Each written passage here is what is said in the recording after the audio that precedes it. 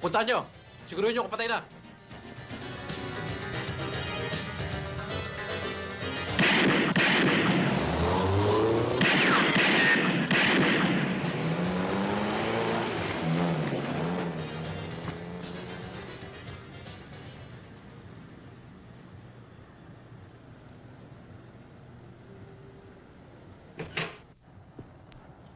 Sir, Napano yan? wala ho sir. Sa salamin ng auto. Galos lang ho to. Sila. Salamat ho. Sa palagay ko tama ka, Abner. Hinaglorieta nga ang may hawak ng mga grupo ng carnapper dito sa Makati at Metro Manila. Kaya lang, alam mo na ang panahon ngayon.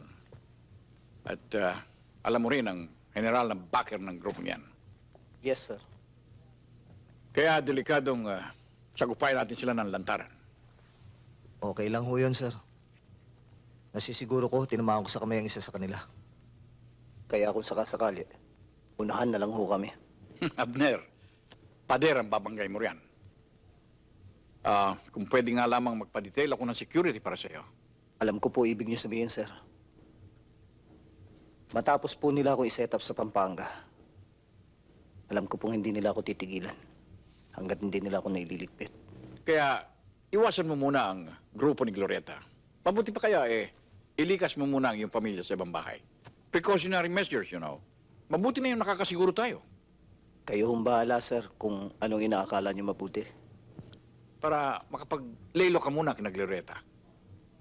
Mabuti pa, sikasunin mo muna itong kasong ito. Bounty job yan, murder. Kilala ko ang pamilya ng biktima. May kaya. Nababagalan nga sa takbo ng kaso Kaya kinausap ako. Sir, saan ko makikita ito si Boy Paredes? Wala nakakaalam. Pero, meron daw yung batang isang agogo dancer. Doon mo simulan. Bakit nga ba natin kailangan lumipat, Abner? Maganda naman yung tinitirahan natin, Malapit pa sa eskwela ng mga bata. Sa simbahan, sa palengke. At tahimik dun Beng, alam ko yon. Kaya lang... May pinagtataguan ka ba? Ba't di ka makasagot? Babae ba? Beng, May kinalaman ba sa pagkakaambush sa'yo? Nanganganib ba kami?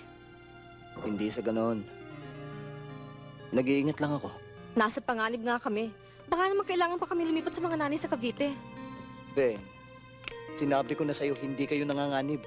Nagsisiguro lang ako. Nasa panganib na nga ang pamilya mo, hindi ka pa tumigil sa pagpupulis mo. Beng, Wala ka naman mapapala dyan, Beng, Abner, pwede hindi ka ba? pa ba nakakahalata? Isinusuka ka ng mga nakakataas sa'yo. Alam mo ba kung bakit? Dahil tapat kasi yung tungkulin. Dahil hindi ka nila mahawakan sa leeg. Pagkatapos itatayamang buhay ng iyong pamilya, wala naman silang pakialam kung ano mangyari sa'yo, Beng, alam ko kung anong ginagawa ko. Abner, bakit ba pinipilit mo sarili mo sa pagpupulis? Marami ka naman trabahong maaaring pasukan, Tandaan mo, college graduate ka. Beng, minsan ko pang sasabihin sa'yo. Nagpulis ako dahil yan ang gusto ko. Para sa akin, wala nang ibang propesyon kundi ang pagiging alagad ng batas. Wala akong pakialam kung galit ang mga taong gustong mawak sa leeg ko.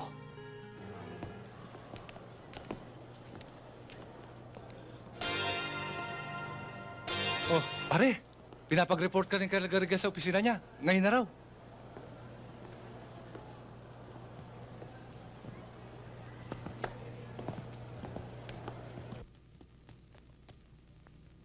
Hindi ba nasa warrant section ka?